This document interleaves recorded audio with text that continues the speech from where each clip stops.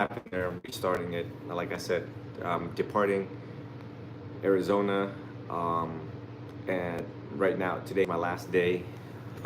The screen. Okay, all right. And so I left off only a couple minutes in the live when I spoke about the Buddhist counseling and psychotherapy that everyone witnessed over the past uh, 48 hours. In the counseling session, it was quite fiery, as everyone knows that each human who is in front of me, very different, right? We are faced with challenges of certain individuals who are going through certain things. And it's not the problem with the individual, it is the problem with the individual's mind, the citta, Citta in Buddhism, their mind.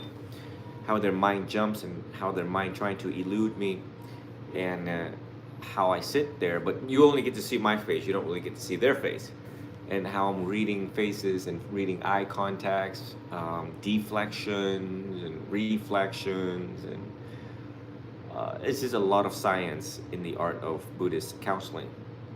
So you get to hear all sorts of language, and of course the adjustment of language for that individual based upon their understanding, comprehension, where they're at in their life, their age and stage of their life.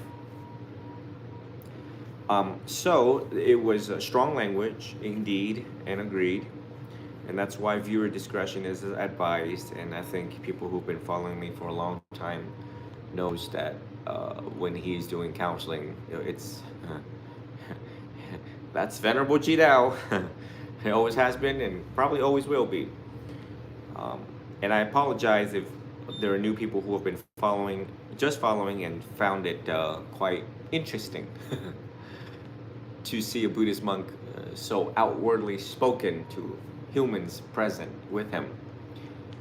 And purposes of those recording is to preserve for people who I'm counseling, because I know they're going to forget. A lot of emotions play out as part of relationships, attachment, all of these human conditions that we go through. So every 2 weeks there's 1,000 people. Interesting. Every 2 weeks there is a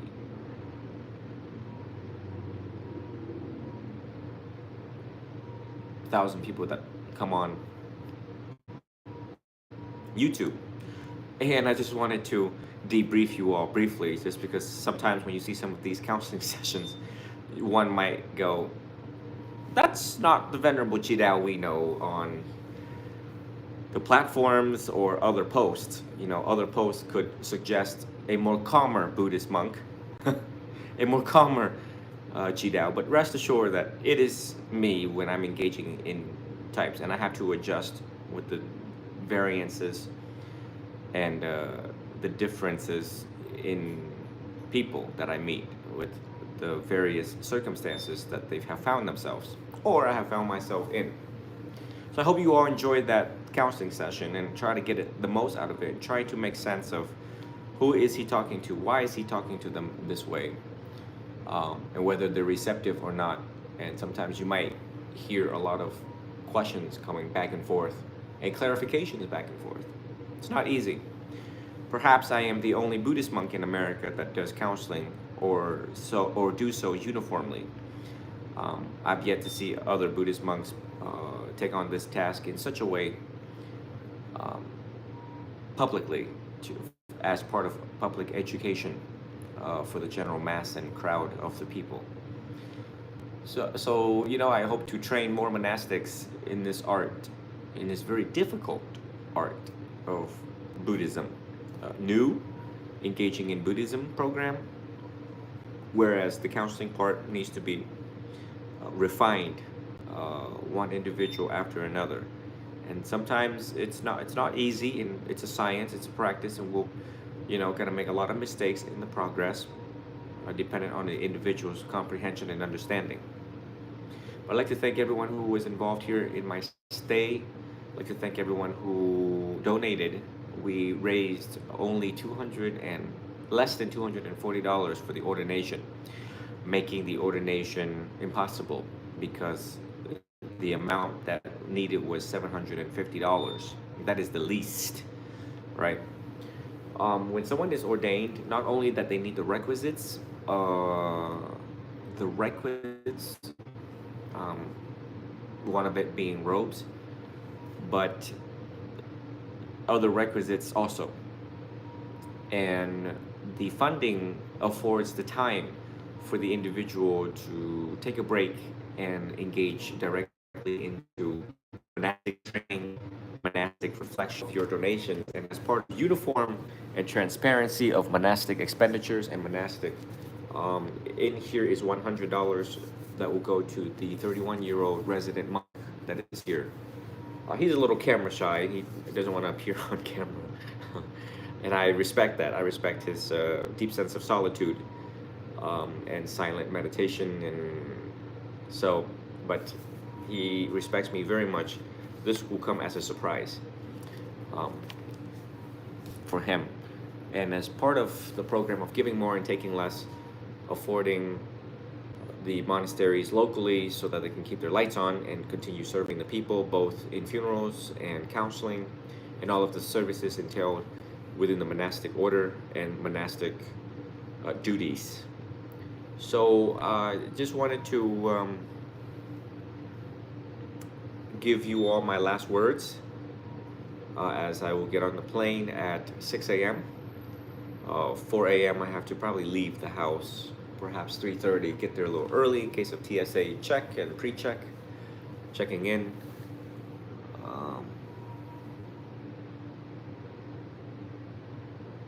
Sorry, the other phone is being strange.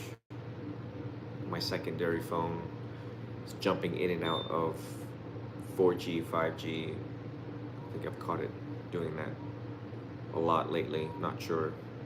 The two of my phones being really strange lately. So I'd like to thank everyone for this endeavor. This was a lot of turns, a lot of laughter, a lot of joy, a lot of surprises, and also include a lot of sadness. Part of the stay here was, just the vicissitudes of life and the vicissitudes of monastic life, encountering with other humans and the discovery of things that change within those individuals here. So it is a blessing, not necessarily that type of sadness that you all think, but it is, it's just the nature of life.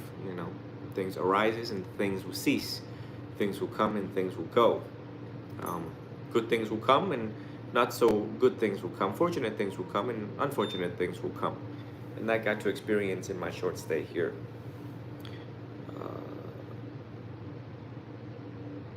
But there's a lot of things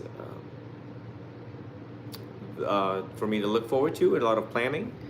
I hope to make my way back here in Arizona, or perhaps in the West, perhaps California, where one of my teachers resides. The energy here is very different, given that it is quite hot, but the energy here is very uplifting. You wake up very different here in the West. I do miss my students in Florida, and having to go back to continue training novice Ethan, who is all of us our light and joy to see a young novice monk entering into this path of peace, the path to peace, and learning how to serve the people with his skills. So thank you all for joining. I think that should do it. Comprehensive review and a debrief of my stay, my 1 week, the 30th. I came here on the 30th, and today is I don't even know what today's date, the 7th perhaps, or the 8th. So may you all be well, be happy, be free, and always be healthy. And thank you for all that welcomed me and played a vital, important role on this mission, on the social interactions, the social advocations, meeting all of the president, vice president, lawmakers,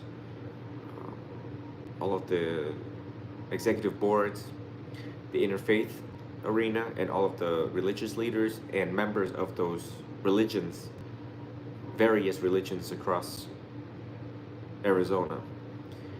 And thank you for having me. I am just a visitor, and so please forgive me if mistakes were made along the way on ignorance of my part of culture and traditions. So may you all be well, be happy, be free, and until the very next time. Sadhu, sadhu, sadhu.